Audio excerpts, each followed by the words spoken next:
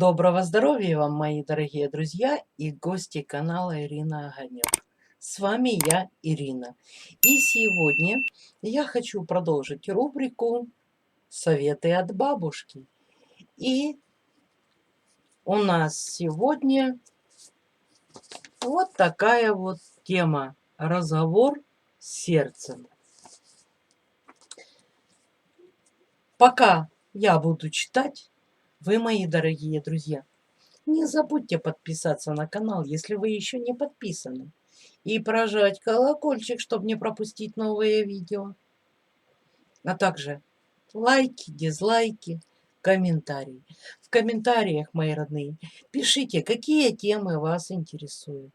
И я с удовольствием поделюсь с вами своими знаниями. Ну и если же вы, конечно, считаете, что это видео несет полезную информацию, не забудьте поделиться этим видео в своих соцсетях со своими друзьями.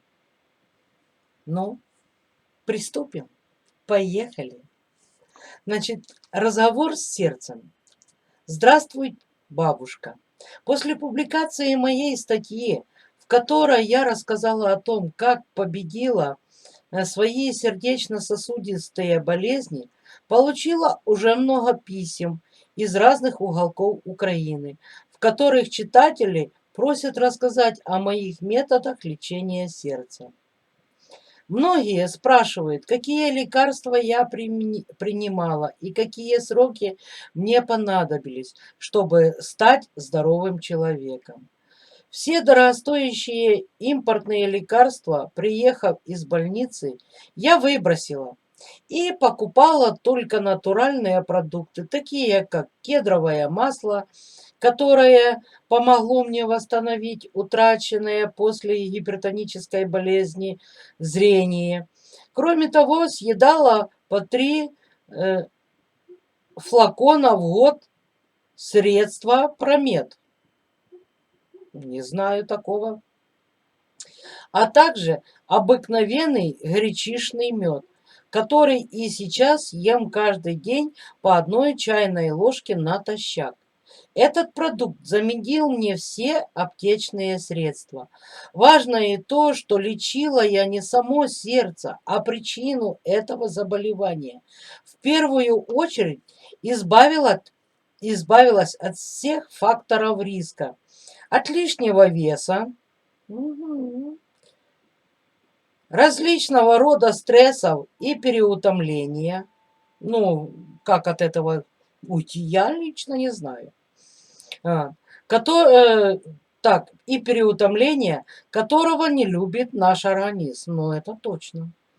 И самое главное, перешла на позитивное мышление, научилась владеть всеми своими эмоциями.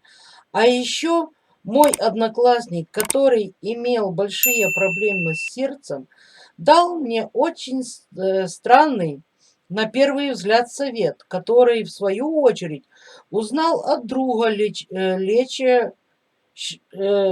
лечившегося у тибетских врачей.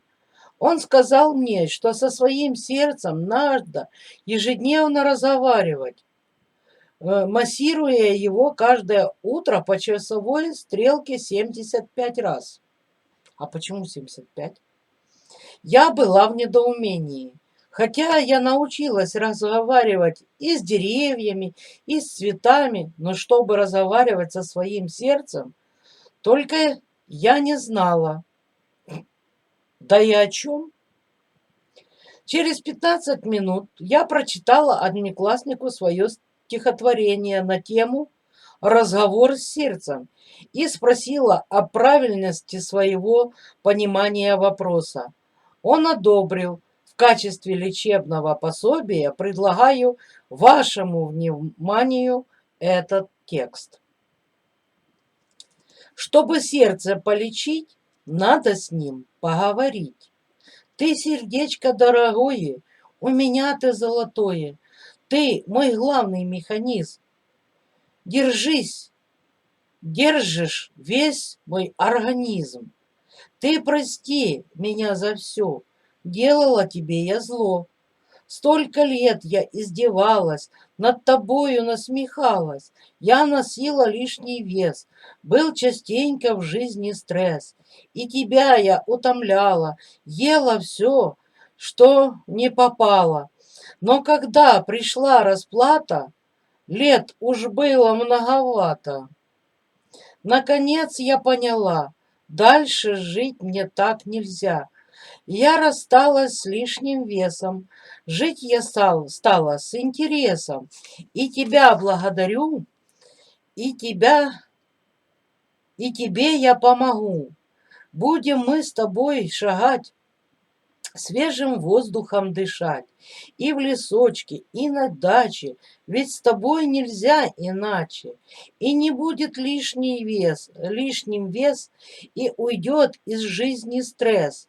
Будет только много смеха, все, что надо для успеха. Тебе я благодарна, ты прости. Я не коварна, просто я всего не знала, нужных книжек не читала. А тебя я понимаю, я живу, не унываю. Я сейчас дружу с тобой, верный ты, дружище мой.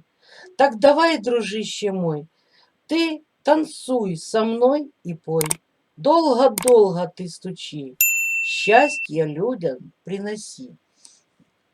Мне очень понравились стихи. В заключение скажу читателям, что никогда нельзя лечить какой-то отдельный орган. Лечить надо весь организм в целом.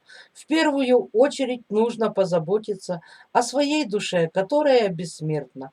Также надо помнить, что только сильные духом люди, оптимисты, а не нытики, побеждают все болезни и достойно переносят все трудности жизни.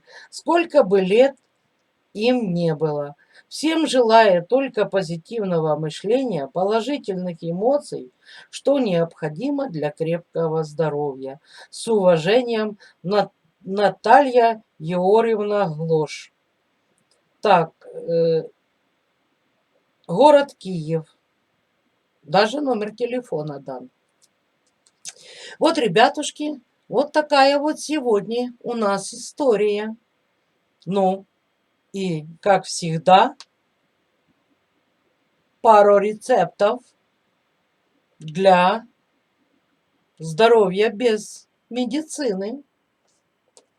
При артрозе заполнить литровую банку на 2/3 плодами шиповника, залить водкой или самогоном и настоять 2 недели. Ребята, слышали?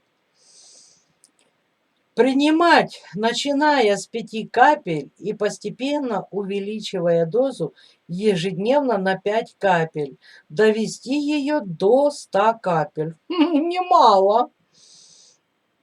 На водовке-то 100 капель. А затем двигаться в обратном направлении, уменьшая дозу таким же образом от 100 до 5 капель. Вот так вот. Так что немало мы попьем водовки. Так, для улучшения здоровья. 1 столовая ложка раздробленных плодов шиповника. Кстати, о шиповнике хочу снять еще видео.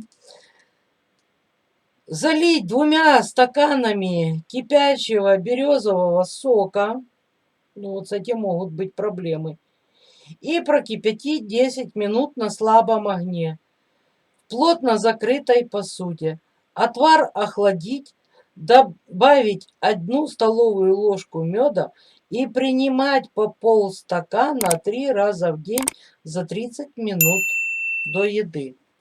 Ну, скажем так, шиповник, березовый сок и мед – это вообще, как говорится, кладези здоровья. Но вот сок, разве что магазинский, ну, кто его знает, какой он там. Так, при гриппе, очень актуальная тема у нас сейчас осень, глубокая осень. Так, смешать по 1 столовой ложке плодов шиповника и ягод смородины, добавить 1 столовую ложку меда, перемешать, залить 1 литром кипятка, закутать и настаивать 50 минут. Пить по глотку 4 раза в день. Довольно-таки тоже неплохая смесь. Как я уже сказала, шиповник, мед, ну и смородина тоже имеет очень большие полезные свойства. После инфаркта развести 0,2 грамма мумиё в стакане только что закипевшего отвара плодов шиповника и выпить в 2 приема утром и вечером. Курс лечения 10 дней. Тоже хороший состав, скажу. Мумиё тоже очень полезное. И при болях в суставах. О, это уже интересно. Смешать поровну цветки бузины черной и цветки ромашки. Облить кипятком и в теплом виде накладывать на больной сустав на 1-2 часа. Хорошее средство. Я знаю о бузине тоже немало хороших, так сказать, полезных свойств. Ну и ромашка это вообще у нас антисептик. Ну вот такие вот, друзья, рецепты на сегодня. И до новых встреч. Пишите, нравится вам новая рубрика или как, или где, или зачем, или почему. В общем, ребятушки, пишите комментарии. Это наше с вами общение, и мне оно очень нужно. Это поможет росту моему каналу. Ну а я с вами прощаюсь. До новых встреч.